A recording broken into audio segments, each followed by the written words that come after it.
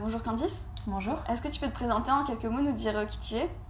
Moi je suis dunkerquoise, je viens du nord de la France et je suis actrice à Londres actuellement et directrice d'une compagnie de théâtre. Directrice de campagne. Pourquoi tu as choisi Londres pour vivre après tes études? Je suis partie de France parce que je voulais développer mon anglais. Et donc c'est vraiment super efficace de partir en fait. Tu voulais partir dans un pays anglophone déjà? Exactement, voilà. Et un pays anglophone qui restait en adéquation avec mon travail, c'est-à-dire que j'avais des contacts déjà sur Paris. Oui. Et donc Londres en fait c'était vraiment l'endroit idéal parce qu'on est vraiment avec l'Eurostar, on retourne vite fait en France. Donc c'est très pratique. Par rapport à sa proximité, le fait que ce soit un pays anglophone. Voilà, ouais. Et puis le fait que Londres c'est super au final. Ouais. Ouais. Pourquoi donc, du coup, tu as dit que tu étais directrice d'une compagnie de théâtre. Donc tu as entrepris à l'étranger. Oui, en effet. Tu peux nous expliquer comment tu t'es lancée dans cette aventure, comment ça se passe concrètement d'entreprendre en Angleterre et à Londres? Ça prend une journée, en fait, tout simplement. Au niveau de l'administration, moi je me suis enregistrée en tant que self-employed. C'est un statut qui n'existe pas en France. C'est en fait, en gros, je suis travailleur indépendant. Ouais. Et j'accepte les missions que je veux et je peux créer des services également. Donc là, en fait, ma compagnie de théâtre crée des cours de théâtre et de cinéma. D'accord, le nom de la compagnie, c'est Actin. Actin, oui. C'est Act In, c'est un jeu de mots anglophone. Et donc, en fait, voilà, c'est assez simple. Le self-employed est extrêmement utilisé ici.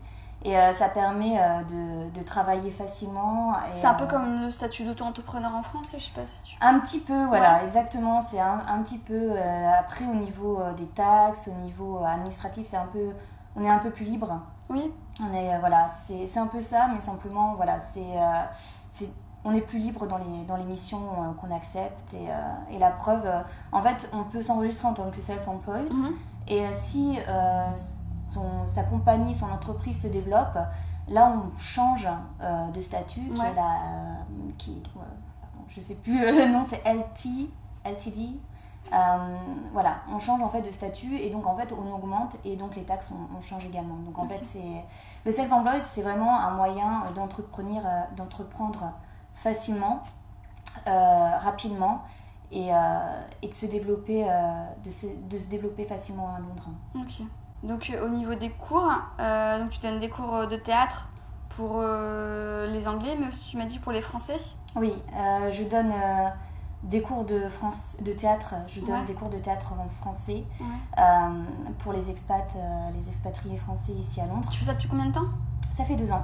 Ça fait 2 ans que Actin est ouvert officiellement. Et donc notre studio est situé en plein centre de Londres, à Waterloo. Et donc en fait ça permet à tous les Français de Londres de venir facilement à notre studio et prendre des cours de théâtre.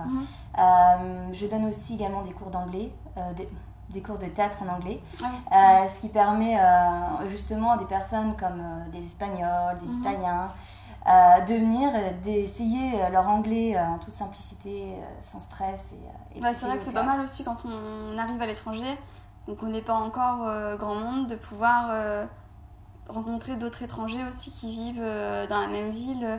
Ça permet de créer des liens aussi. En effet, ouais. Et c'est vrai qu'on connaît personne. Oui, mais c'est souvent ça. Et puis aussi, après les cours de théâtre, c'est compliqué, c'est très personnel. Et quand c'est pas dans notre langue maternelle, c'est compliqué. Donc en fait, le fait de donner des cours de théâtre, sachant que moi-même, je suis pas anglaise, ça en fait attire les personnes qui eux-mêmes ne sont pas anglais et qui osent en fait pratiquer à la fois leur anglais dans la version théâtre et en fait au final on s'entraide, on développe notre prononciation, notre aisance, donc c'est un peu une alternative avec les cours d'anglais au final, mais en augmentant en fait sa confiance en soi dans cette langue qu'on maîtrise pas forcément ultra bien. Quelles ont été les principales difficultés pour toi dans la vie d'entrepreneur français à Londres?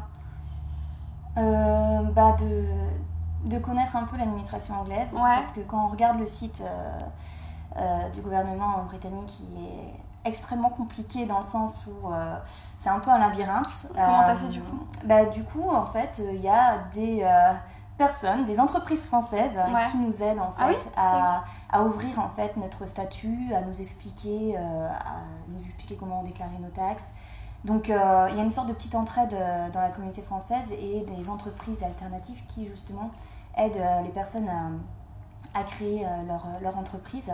Donc là c'était un peu le côté négatif dans tout ça, parce que c'est vraiment, en plus comme c'est un champ lexical totalement différent, l'administration, qu'on ne maîtrise pas, et il y a des subtilités. À moins qu'on ait étudié le droit en Angleterre avant, peut-être qu'on est un peu plus familier, mais c'est vrai que... Exactement. Ça reste, Donc on est assez guidé quand même. Donc il faut savoir qu'il y a quand même des aides qui existent. Alors si on pense à un projet d'entrepreneuriat à Londres, il y a quand même des organismes qui aident à se lancer. On n'est pas perdu tout seul au milieu de toute la paperasse. Déjà le gouvernement britannique a déjà mis des sortes d'ateliers pour nous aider en fait à développer l'entreprise qu'on souhaite créer, mais ça c'est en anglais.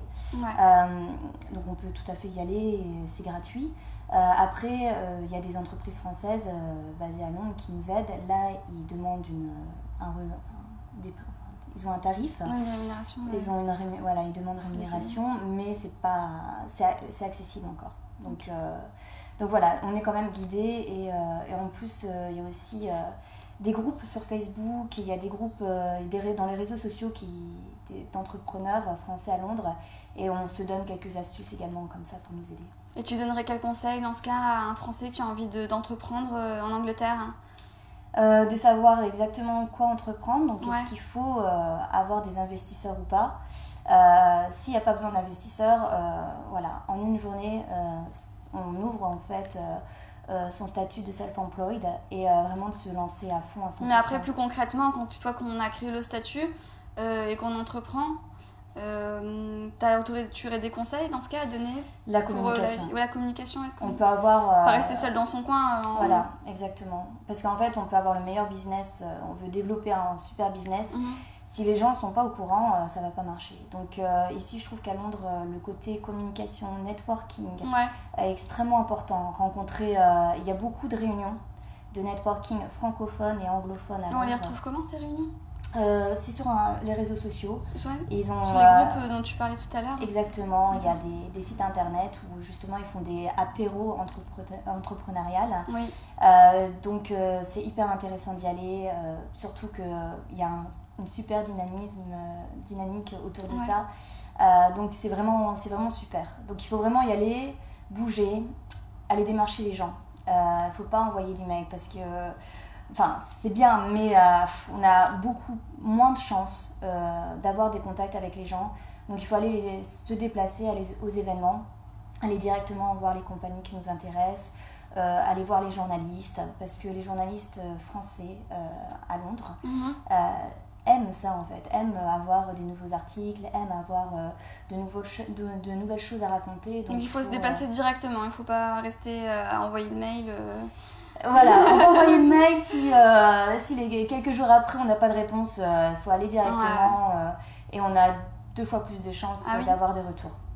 Et il ne faut pas avoir peur, et puis les gens ils sont très contents de nous recevoir la plupart du temps, et ils sont intéressés par ce qu'on crée. C'est intéressant de savoir ça. Pour quitter un petit peu le travail et arriver un petit peu plus sur la partie fun, quelles sont les choses que tu préfères à Londres dans ta vie de londonienne? Au niveau des sorties Alors moi, ce que je préfère, c'est les pubs. C'est les pubs, c'est le fait que y a toujours plein de monde partout. C'est vraiment ça vit de partout.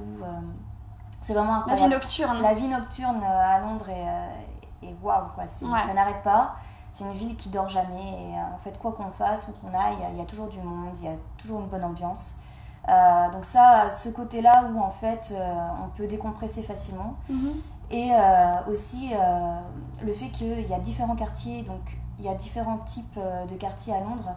Donc si on veut manger des tapas, il y a le quartier pour ça. Chinois, on a le quartier chinois. Donc on a vraiment différents univers à travers Londres. C'est une grande ville, mais après tu as des vies de quartier. Exactement. Avec leur propre culture. C'est ça. Donc en fait... si on a envie d'aller dans un marché, de manger à la bonne franquette, on peut y aller. en fait, il y a vraiment de tout. C'est vrai qu'il y a les supermarchés aussi à Londres. Et les supermarchés sont super. Si on a envie Borough juste... Market. Borough Market, c'est mon marché préféré. Ah oui. Après, il y a St. Catherine's Dock, où là, c'est un petit port de plaisance. Ah, je suis pas allée encore là-bas. C'est incroyable, après London Bridge. Donc il faut vraiment y aller. C'est vraiment... Plus on se perd à Londres, plus on découvre des endroits super. Donc c'est vraiment bien. Il y a les parcs que j'adore, parce qu'ils sont énormes et super beaux, comme Hyde Park. Ça, c'est, Donc voilà, Londres, on peut faire tout ce qu'on veut dedans. Et les côtés négatifs de Londres? Côté négatif de Londres, j'irais un peu le temps. Ouais. C'est pas non plus catastrophique, c'est pas ce qu'on pense non plus, mais c'est vrai que quand il fait pas beau, on le ressent. C'est vrai qu'au niveau du moral, parfois, on a envie d'un peu de soleil. Et moi, mon côté négatif personnel, c'est que j'arrive pas à comprendre l'humour anglais. Définitivement, j'y arrive pas. Leurs pubs sont juste catastrophiques et ils mettent des animaux un peu partout.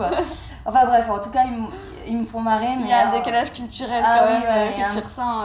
Même s'ils sont pas très loin au niveau de la proximité.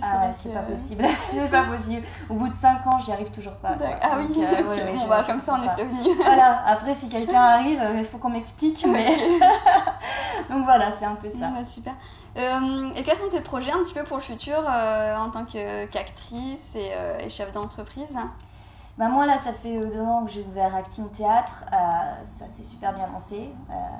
Donc surtout la com, bien communiqué là-dessus et ça s'est très bien lancé, bien implanté dans Londres. Donc en fait, moi continuer là-dedans parce que j'adore continuer à développer mon entreprise ici. Et également passer plus de temps en fait sur ma carrière d'actrice, c'est-à-dire que là je suis occupée d'écrire une pièce de théâtre qui va être interprétée à Londres, une pièce de théâtre française et un film anglais un peu western. Donc voilà, donc là pour l'instant cette année mon focus est un peu plus sur ma carrière et développer ça en parallèle d'Acting Théâtre. D'accord, chouette projet. Voilà. Merci en tout cas d'avoir répondu à cette interview. Merci, de rien, merci à toi.